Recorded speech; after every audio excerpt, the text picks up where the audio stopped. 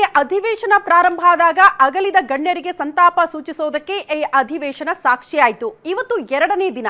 ಸದನದ ಒಳಗೂ ಕೂಡ ಕಾವೇರಬಹುದು ಚರ್ಚೆಗಳು, ಸದನದ ಹೊರಗೂ ಕೂಡ ಹಲವು ಸಂಘಟನೆಗಳು ವಿವಿಧ ಬೇಡಿಕೆ ಮುಂದಿಟ್ಟುಕೊಂಡು ಹೋರಾಟ ಮಾಡೋದಕ್ಕೆ ಸಿದ್ಧತೆಗಳಾಗಿದೆ. ಹಾಗಾದ್ರೆ ಇವತ್ತು ಯಾವೆಲ್ಲ ಸಂಘಟನೆಗಳು ಹೋರಾಟ ಮಾಡಬಹುದು, ಯಾವೆಲ್ಲ ಬೇಡಿಕೆಗಳನ್ನ ಮುಂದಿಡ್ತಿದ್ದಾರೆ, ಯಾವೆಲ್ಲ ಸಂಘಟನೆಯವರು ಸರ್ಕಾರಕ್ಕೆ ಬಿಸಿ ಮುಟ್ಟಿಸೋದಕ್ಕೆ ಪ್ಲಾನ್ ಮಾಡ್ಕೊಂಡಿದ್ದಾರೆ, ಆ ಕುರಿತ ಒಂದು ಸಂಪೂರ್ಣ ವರದಿ ಇಲ್ಲಿದೆ ನೋಡಿ.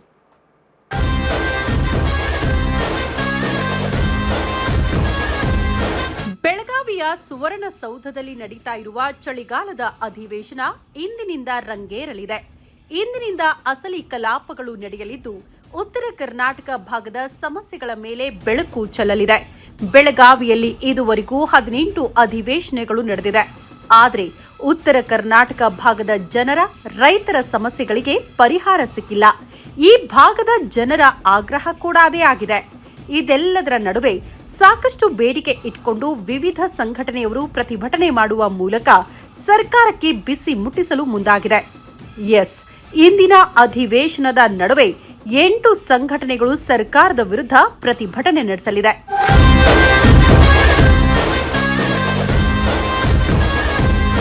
ಹಾಗಾದ್ರೆ ಸರ್ಕಾರದ ವಿರುದ್ಧ ಯಾವೆಲ್ಲ ಸಂಘಟನೆಯವರು ಹೋರಾಟಕ್ಕೆ ಸಜ್ಜಾಗಿದ್ದಾರೆ ಅನ್ನೋದನ್ನ ನೋಡೋದಾದ್ರೆ,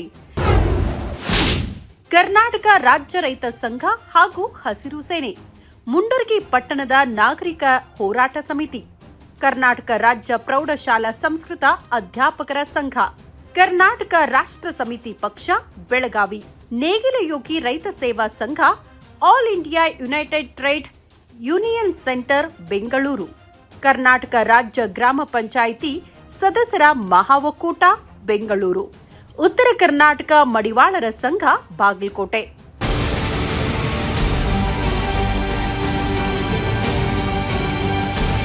ಅದರಲ್ಲೂ ಪ್ರಮುಖವಾಗಿ ಆಡಳಿತ ಪಕ್ಷವನ್ನ ಕಟ್ಟಿಹಾಕಲು ವಿಪಕ್ಷ ಸಾಕಷ್ಟು ತಂತ್ರ ರೂಪಿಸಿದೆ. ಇಂದಿನ ರೈತ ಹೋರಾಟಕ್ಕೆ ಬೆಂಬಲ ನೀಡಿ ಸುಮಾರು 20,000ಕ್ಕೂ ಅಧಿಕ ಜನರೊಂದಿಗೆ ಪ್ರತಿಭಟನೆ ನಡೆಸಿ ಸುವರ್ಣಸೌಧಕ್ಕೆ ಮುತ್ತಿಗೆ ಹಾಕಲು ವಿಪಕ್ಷ ಸಿದ್ಧವಾಗಿದೆ. ಪ್ರತಿಭಟನೆಯಲ್ಲಿ ಬಿಜೆಪಿ ರಾಜ್ಯಾಧ್ಯಕ್ಷ ಬಿವೈ ವಿಜೇಂದ್ರ, ವಿಪಕ್ಷ ನಾಯಕ ಆರ್ ಅಶೋಕ್ ಸೇರಿದಂತೆ ಶಾಸಕರು, ನಾಯಕರು ಪಾಲ್ಗೊಳ್ಳಲಿದ್ದಾರೆ. ನಮ್ಮೆಲ್ಲ ಶಾಸಕರು, ವಿಧಾನ ಪರಿಷತ್ ಸದಸ್ಯರು ಎಲ್ಲರೂ ಕೂಡ ಹೋರಾಟದಲ್ಲಿ ಭಾಗವಹಿಸ್ತಾ ಇದ್ದಾರೆ. ಇದೆಲ್ಲ ಸರ್ಕಾರಕ್ಕೆ ಚಾಟಿ ಬೀಸುವಂತ ಕೆಲಸ ನಾವು ಮಾಡ್ತೇವೆ. ಇರೋ ವಿಪಕ್ಷವಾಗಿ ಸರ್ಕಾರದ ಜವಾಬ್ದಾರಿಯನ್ನ ಅವ್ರ ಗಮನಕ್ಕೆ ತರಂತ ಕೆಲಸ ಮಾಡ್ತಾರೆ. 2 ಪ್ರಮುಖ ಸ್ಥಳಗಳಲ್ಲಿ ಪ್ರತಿಭಟನೆಗೆ ಸ್ಥಳ ನಿಗದಿ ಮಾಡಿ ಟೆಂಟ್ ನಿರ್ಮಿಸಲಾಗಿದೆ. ಸುವರ್ಣ ಗಾರ್ಡನ್ ಮತ್ತು ಓಲ್ಡ್ ಪಿಬಿ ರಸ್ತೆಯಲ್ಲಿರೋ ಮಾಲಿನಿ ಸಿಟಿಯಲ್ಲಿ ಪ್ರತಿಭಟನೆಗೆ ಜಾಗ ನಿಗದಿ ಮಾಡಲಾಗಿದೆ.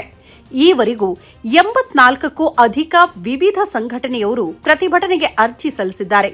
ಯಾವುದೇ ಕಾರಣಕ್ಕೂ ಅಧಿವೇಶನ ನಡೆಯುವ ಸುವರ್ಣಸೌಧದವರೆಗೂ ಗದ್ದಲ ಗಲಾಟೆ ನಡೆಯದಂತೆ ಬ್ಯಾರಿಕೇಡ್ ಅಳವಡಿಸಿ ಬಿಗಿ ಪೊಲೀಸ್ ಬಂದೋಬಸ್ತನ್ನು ಕೈಗೊಳ್ಳಲಾಗಿದೆ.